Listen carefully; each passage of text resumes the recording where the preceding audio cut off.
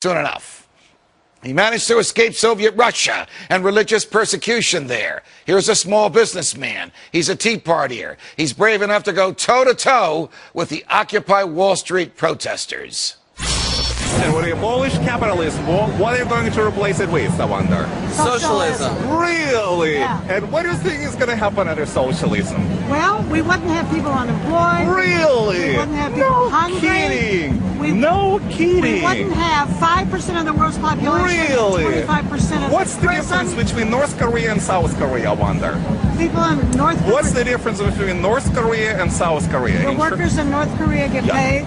Get paid. A decent Really? wage. Yeah. Really? And nobody imprisons them, nobody kills them, they're not dying from hunger, No. they do not resort to cannibalism, and people in South of Korea, never heard of it. Really?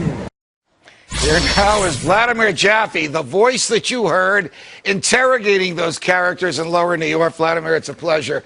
Welcome to Freedom Watch. Thank you. Pleasure You is were mine. born in Russia, you left and you came here. Why did you come to the United States? Well, I escaped the persecution, I escaped the system that apparently this woman advocates, the system where millions of people were killed for no reason whatsoever.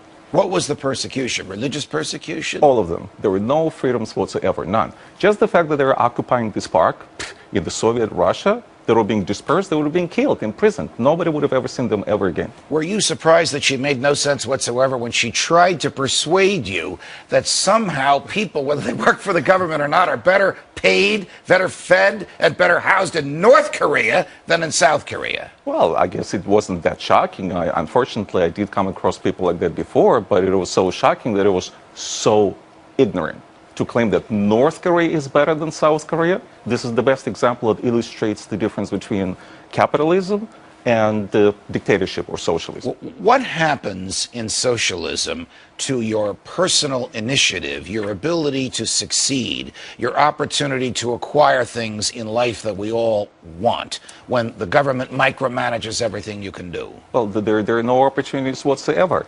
People don't understand several things when they talk about capitalism and socialism. Number one, in Soviet Russia, in the so-called socialist system, if you get something for a ruble and sell it for 2, it's called profiteering, punishable by 3 years behind bars.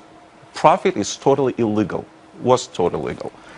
And when it comes to the opportunities, you cannot move from one place to another. People don't understand that there is propiska, which is registration. You can't simply move from one town to another for better opportunities. What do you do here in the United States that you couldn't do in Soviet Russia?